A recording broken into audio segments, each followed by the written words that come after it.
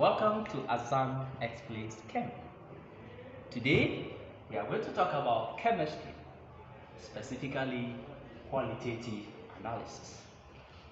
When we say qualitative analysis, it's a type of test that is used to determine the presence or absence of a particular substance. In other words, qualitative analysis is the type of test that is used to determine the composition of matter. Interesting, right? Good. In qualitative analysis, here we are going to talk about tests for ions. We're talking about tests for ions. And we have two types of ions. We have cations and we have anions. Of course, we know cations are positively charged species. In other words, when an atom loses an electron, a cation is formed. And an anion are negatively charged species. In your WASI, you will be limited to 8 cations, from which any of them can be brought for you to identify. These cations are aluminium, zinc, calcium, lead ion, ammonium ion, copper 2 ion, iron 2 ion, and iron 3 ion. The question is, why these ions? Scientists always want to look for things that are beneficial to their health and also to avoid things that are harmful to our health. So we are testing for lead because lead is poisonous. So what the way to find out how can we detect lead in our samples? Again, calcium is good for strong bones. And we want to find out the presence of calcium in our water or in our food. There is no time I would have explained in details how these ions are beneficial to our health. So these ions, if you want to remember them, we have an acronym, and that is ALZICAPO. Kufefe. Interesting, right? I repeat. ALZICAPO. Kufefe. Nice song, right? Easy to remember. The next thing is, how do we test for these ions? We test for these ions using reagents. The two main reagents we use for our preliminary test are aqueous sodium hydroxide and aqueous ammonia, also called ammonium hydroxide solution. Now we know the reagents. How do we use these reagents? We have two types of addition of this reagent to any test substance you are going to test for. And the two additions are additions in drops and we have addition in excess. When we say addition in drops, what we mean is that just as the name implies, you add in drops, co. So normally I call it co in drops. Whilst in excess means that add in such a way that the solution, that is sodium hydroxide or ammonia, the volume you are adding should be twice or more than whatever solution is there. That's what we say excess. I will always say excess means cha, drops means co. Interesting. Let's move on. You have to know that anytime you add this sodium hydroxide or ammonia to any solution containing any of these cations, with the exception of ammonium ion, you will always form a precipitate. And that is why I said, when you add this solution to your test solution, you will see a precipitate. With shorthand PPT. Precipitate, P here, the T here. What is a precipitate? A precipitate is a solid that appears when two liquids are added together. A precipitate is a solid that appears anytime you add two liquids. You add two liquids and you see that a solid appears. We said a precipitate, or two solutions or two fluids are added together and a solid comes out. Alright. Interesting. Okay. Now let's move on to our next subsection. The summary of everything you will see. Remember, these are ions. Anytime I said to add these reagents, whether sodium hydroxide or ammonia to any solution containing these ions, you will always observe a precipitate with the exception of ammonium ion. We want to look at, mostly chemists, we use the nature of the precipitate to determine the type of ion present. Interestingly, the first four will always give you a white precipitate.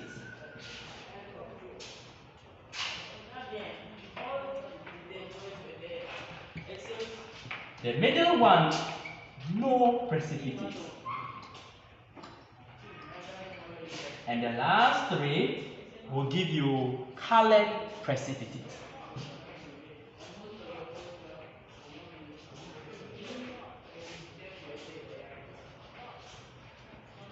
Interesting. However, among the white, we have different types of whites. We have white that looks like chalk, and we have the precipitate that looks like gel. So a precipitate that looks like gel, we say gelatinous. And a precipitate that looks like chalk, we say chalky. Interestingly, the first two among the white will always be gelatinous.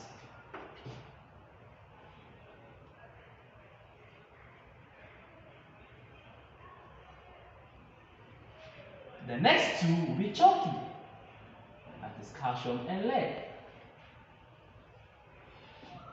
Of course, the last ones are also gelatinous.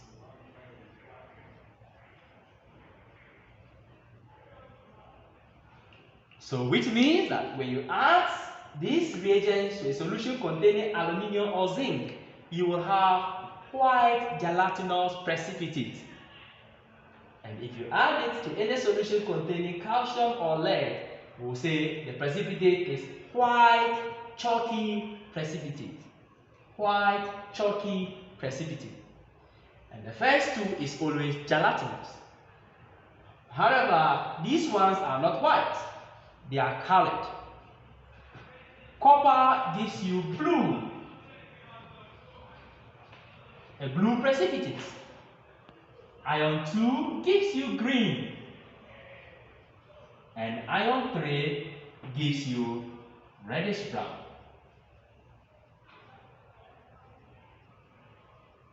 The color of rust. Remember, they are unique colors. Remember, transition metals form colored compounds. So copper gives you a blue gelatinous precipitate. Iron 2 gives you a green gelatinous precipitate. And iron 3, the color of rust, reddish brown gelatinous precipitate. This is a summary of the observation. We will now move on to the details of this. And of course, we will do experiment on these. Welcome. Now we are moving on to the details of the observation. This is a table showing the ion, sodium hydroxide in drops, what you will see, in excess, what you will see, ammonia, aqueous ammonia in drops, what you will see, in excess, what you will see. And of course, I'll give you something to remember. You know, for me, I don't joke with that names. When you add sodium hydroxide in drop to any solution containing aluminum ion, you will have white gelatinous precipitate. Remember the summary. In excess, the precipitate, that's PPT, soluble. Soluble means the precipitate dissolves. If you are rather adding ammonia, aqueous ammonia in drops, you still get the same observation, white gelatinous precipitate. In excess of the ammonia, the PPT insoluble. The acronym I'm going to give it to you is going to focus on the excess because in drops is the same observation. And I will use the letter of the ion and use the first initial of the excess, what you will see. So the acronym becomes aluminium ion, that is Al. Soluble in excess sodium hydroxide, letter S, so we have S. But in excess aqueous ammonia, it is insoluble, so In. We have this arsen, Acid means that aluminium, which we know is white gelatinous precipitate in sodium hydroxide. The first letter is always for sodium hydroxide in that order, and the second is for aqueous ammonia, which means that in sodium hydroxide, aluminium gelatinous precipitate is soluble. In excess ammonia, it is in the precipitate form is insoluble. Let's come to zinc. Zinc again gives us white gelatinous precipitate in sodium hydroxide in drops. In excess of sodium hydroxide, precipitate is soluble. And when we use ammonia instead, we also get white gelatinous precipitate in drops. In excess, the precipitate is soluble, which means the acronym becomes Zn, the symbol of zinc. Soluble, the first excess of sodium hydroxide is soluble. And the second, that is for excess ammonia, is also soluble. What do we have? Zincs, which means that zinc, which we know is white gelatinous precipitate. In sodium hydroxide, excess will be soluble. In ammonia excess, it will be soluble too. Take note, it's in order of sodium hydroxide before aqueous ammonia. Let's come to calcium. For calcium, any solution containing calcium, when you add sodium hydroxide in drops, you get a white chalky PPT.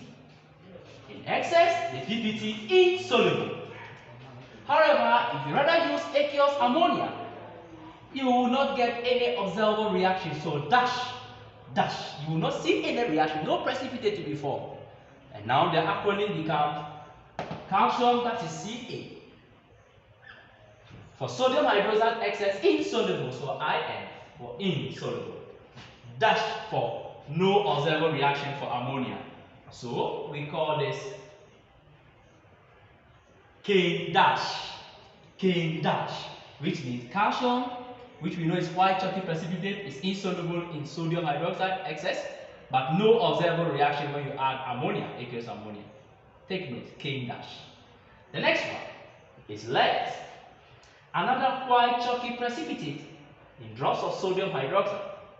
In excess of sodium hydroxide, precipitate soluble. And when we use ammonia in drops, we get white chalky precipitate, just as in calcium.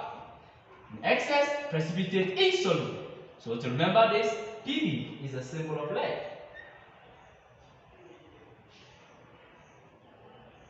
The first S is for the sodium hydroxide, for ammonia is insoluble. So lead zinc or PPC. Lead zinc. Interesting, right? Yes. Let's move on to the next one. Copper 2 ion. Again, is blue gelatinous precipitate. It stands out. In excess of sodium hydroxide, precipitate insoluble. And when we add sodium ammonia, aqueous ammonia rather, in drops, we get blue gelatinous precipitate. In excess of the ammonia, the precipitate soluble. In this instance, it dissolves to give you a deep blue color. But of course, we are interested in the soluble aspect. So, copper, the symbol is Cu. In for the sodium hydroxide, S for the excess ammonia. This is Queens. Cuins. In for the sodium hydroxide excess, and ammonia excess is soluble. Queens.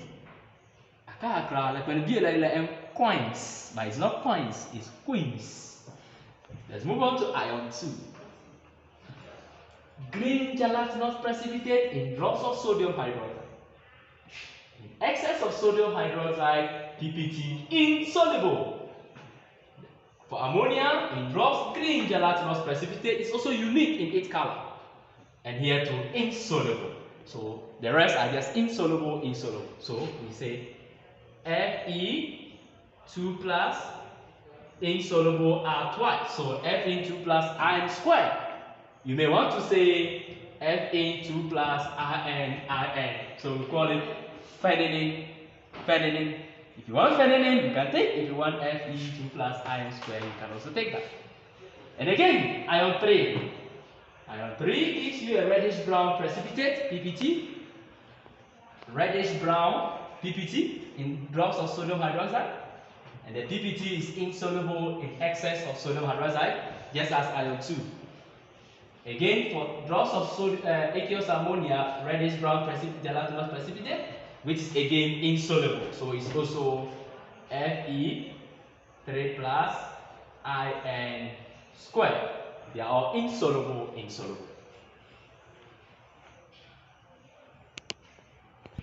Okay, having done with the details, remember the table is for the acronym is for the excess.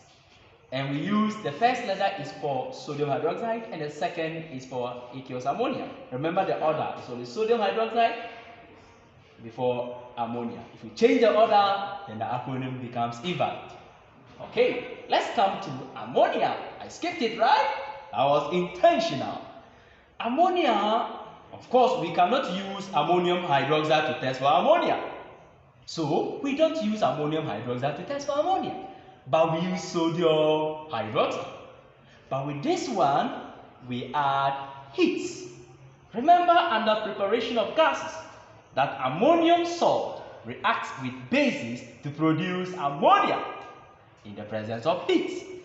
And that is the same principle. When you add sodium hydroxide, whether in drops or in excess, it doesn't matter. Then you warm it a bit. A gas called ammonia will be produced. And remember, ammonia is a colorless, pungent smell. The smell of ammonia is not good. So what are the that is just by the way. You will find ammonia as in. Okay, so for ammonia, we said sodium hydroxide plus in its sample plus heat will always give us colorless, pungent smell or gas. And ammonia is the only gas that is basic. So colorless, pungent gas that turns blue, that turns red, litmus blue. Take note of this. Immediately they ask you to go and heat something after you add a base. Just know that you are likely to get ammonia gas being produced. And in such cases, ask for litmus paper so that you test the vapor coming out. If the vapor coming out after you add a base and you heat, and the vapor turns red litmus paper blue, you know that vapor is basic, and the only basic gas is ammonia. So that is the uniqueness of ammonium ion, how to test for it. And if ammonia gas is produced, then ammonium ion is present. Excellent, right? This is a summary of the test for ions. Next time, I'll tell you there are some questions that they will ask. Why is it that with some of the precipitate they are soluble in excess sodium hydroxide, others are insoluble? When they ask you that, go back to acid, bases, and salt, amphiprotic substances. Aluminium hydroxide is amphoteric, which means that when you add excess sodium hydroxide, it now behaves as an acid and dissolves in the base. The same applies to zinc and the same applies to lead. So those that are only soluble in excess sodium hydroxide are amphoteric, and those that are insoluble are not amphoteric. Thank you. Azan explains chem. See you. Next time we meet, we will do the practicals or the experiment on these things for you to see the precipitate. See you next time. The Lord bless you.